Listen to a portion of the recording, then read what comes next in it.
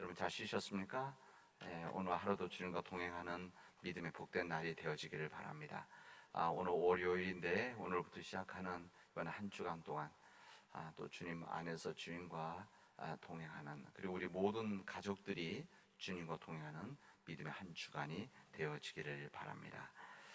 우리는 지금 산상수훈의 말씀을 통해서 주님께서 우리가 이 땅에서 어떤 삶을 살아가야 될지를 우리들이 말씀을 듣고 또 나누고 또 회개하고 결단을 하고 있습니다. 주님께서는 지난 시간에 마태복음 7장 1절에서 6절까지 말씀을 읽으면서 우리 속에서 일어나기 쉬운 이 비판을 이 성경에서 이 원어에서 보면은 이 비판이란 뜻이 담겨있지만 사실은 정죄하지 않는 것, 이 이야기 보면 정죄. 우리가 다른 사람들을 비판하고 정죄하는 우리의 이제 본성 같은 부분인 거죠. 그것이 우리가 작고 좀 많고 또 강하고 약한 것이지, 사실 우리 인간의 마음속에 가지고 있는 다른 사람들에 대해서 평가하는 것, 특히 다른 사람들이 비판하고 이 정죄하는 일들.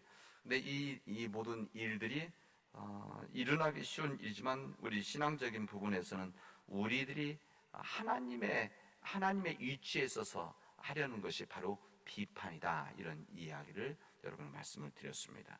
왜냐하면 다른 사람들을 정확히 판단하려고 한다면 내 안에 있는 편견, 내 안에 있는 내 고집, 또 내 안에 가지고 있는 내 철학, 이런 모든 것들이 다 객관화되어지고 이 모든 것들이 편견이 다 없어야 되는데, 이렇게 할 수 있는 분은 오직 하나님 한 분이시라는 것이죠.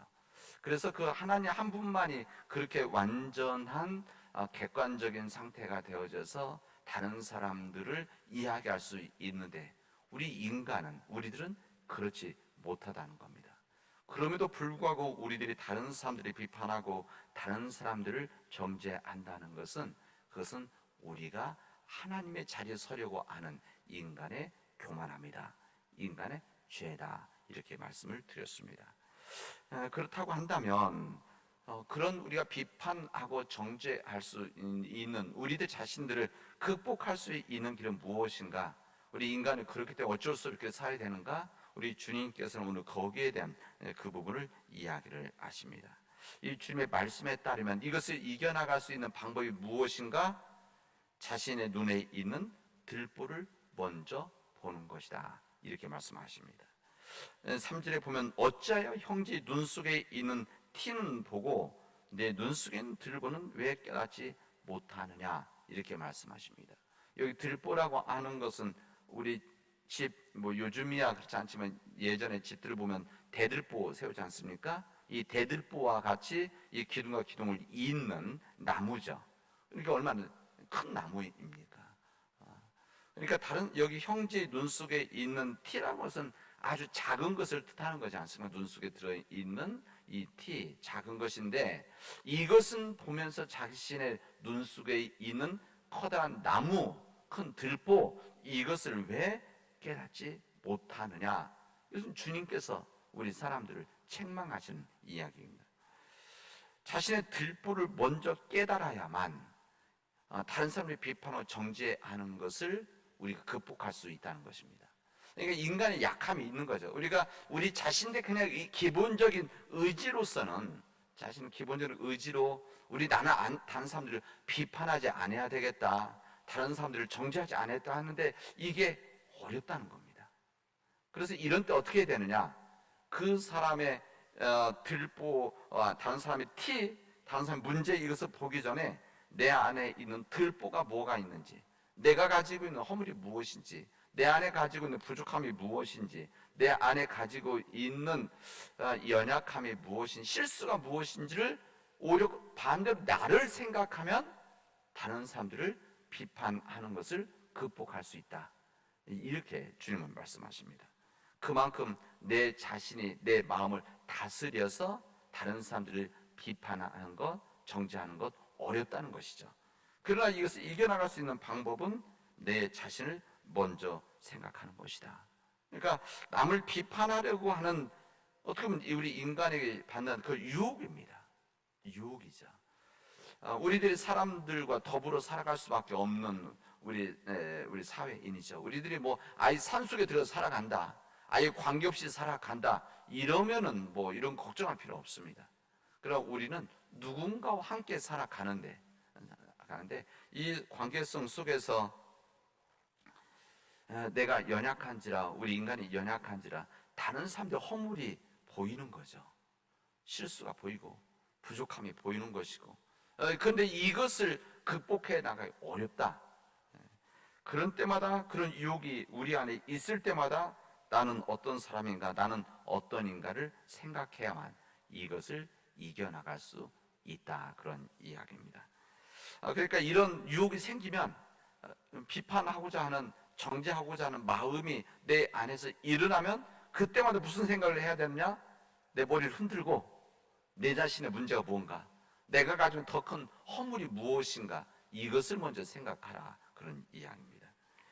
전에 내려오는 이야기 중에 우리 인간은, 사람은 두 개의 자루를 가지고 있다, 이렇게 이야기합니다.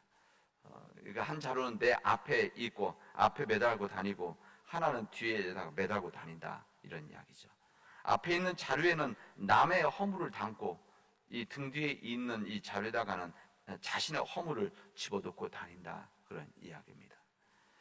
다른 사람들이 허물이 있는 거 볼 때마다 집어넣는 거죠. 또 자신에게도 허물이 있으면 또 집어넣는 거죠. 그런데 앞에 있는 다른 사람의 허물을 넣은 이 자루는 계속 보이기 때문에 알고 또 그것을 얘기하는데, 자신의 허물을 담고 있는, 부족함을 담고 있는, 실수를 담고 있는 자루는 뒤에 있기 때문에 볼 수가 없다, 이런 이야기입니다. 뭐 이야기지만, 전에 들은 이야기지만, 이 말씀, 이 이야기를 들으면서 우리가 그렇게 살아가고 있겠구나. 내가 가지고 내 생각에, 내 어떤 그 다 기억과 생각 아닙니까? 이것을 내 앞에 눈에 보이는 쪽 자료에다가는 다른 사람들의 허물을 담고 다니기 때문에 잘 보이고 이것만 보이는 거죠. 그러나 내가 가지고 있는 이 허물을 내 등 뒤에다가 담고 다니기 때문에 모른다. 그래서 말하지 않는. 그래서 만약에 반대로 되어 있다고 한다면 사실 그렇게 반대로 해야 되죠. 내 앞에는 내 허물을 담는 자루, 내 등 뒤에는 다른 사람들의 허물을 담는 자루. 그래서 어쩔 수 없이 다른 사람의 허물도 있는 거죠. 왜 없겠습니까? 이거 담아놓고 내 것도 담고, 그러나 항상 보일 때는 내 것만 보이는, 이렇게 살아가는 것이 우리 믿는 자들의 삶이 되지 않겠는가 생각해 봅니다. 누가복음 9장에 보면 사도 요한이 실수하는 유명한 한 이야기가 있습니다. 우리 성경은 참으로 귀하다, 저는 뭐 귀하다 한다는 생각을 여러 부분에서 하는데, 그 부분 중에 하나가 주님의 제자들, 사도들의 허물들을 그대로 성경에 올렸다는 겁니다. 이 베드로가 실수하고 허물이 있던 것 그대로 올리고, 왜 그런가 하면 이 성경이 쓰여지고 읽혀질 때는 이 베드로라든지 주님의 제자들이 다 교회 지도자들이 되어 있었을 때입니다. 그러니까 이 베드로도 그 예루살렘 교회나 이 초대 교회 속에서 이 성경으로 읽혀질 때는 우리말로 하면 지금 담임 목사가 되어 있을 때입니다. 근데 그때 허물들을 다 빼지 않고 무슨 고발하는 것도 아니죠. 그대로 다 올려놨어. 그리고 아마 베드로도 그런 고백을 하지 않았겠습니까? 내가 젊었을 때, 오래전에 내가 주님을 따라다닐 때 이런 실수와 허물이 있었지요. 여러분들도 그럴 수 있을 겁니다. 제가 지금 생각하면 너무나 부끄럽습니다. 아마 이런 이야기를 했었을 것 같아요. 이 사도 요한도 마찬가지입니다. 이 사도 요한이 주님과 함께 이 사마리아촌을 지나가는데, 그때 예수님과 이 제자들이 이 사마리아촌의 동네에 들어가려고 하는데, 그곳에 있는 사람들이 냉대라고 괄시를 했습니다. 못 들어오게 하고, 아마 심한 소리를 했겠죠. 그러자 이 사도 요한이, 그때는 사도 요한이 그냥 주님을 따르는 제자 요한이죠. 그 요한이 이렇게 이야기합니다. 선생님, 성경에 있는 말을 그대로 좀 표현을 바꾼다면, 선생님, 우리가 누군지도 알지 못하면서 선생님을 박대하고 우리들 이렇게 괄시해서야 되겠습니까? 이 사람들이 말도 안 되는 짓들을 하고 있습니다. 이 사람들에게 하늘에서 불을 내려서 모두 다 태워버려서 죽여버렸으면 좋겠습니다. 이런 이야기를 합니다. 제가 성경에 있는 그대로 이야기하는 겁니다. 번역 바꿔서. 아마 주님은 그 이야기를 들으시면서 슬퍼하셨을 것입니다. 사마리아 사람들이 그 예수님의 일행을 냉대하고 괄시했던 것, 그거 당연히 티죠. 그건 티죠.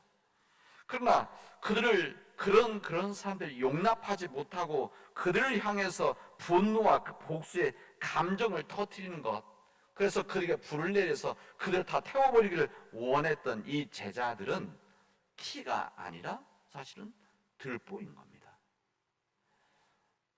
다른 사람들을 괄시하는 것, 다른 사람들을 냉대하는 것, 이것보다 복수하려고 하는, 분노하는 이 감정은 훨씬 더 큰 허물이고 들보라고 할 수가 있죠.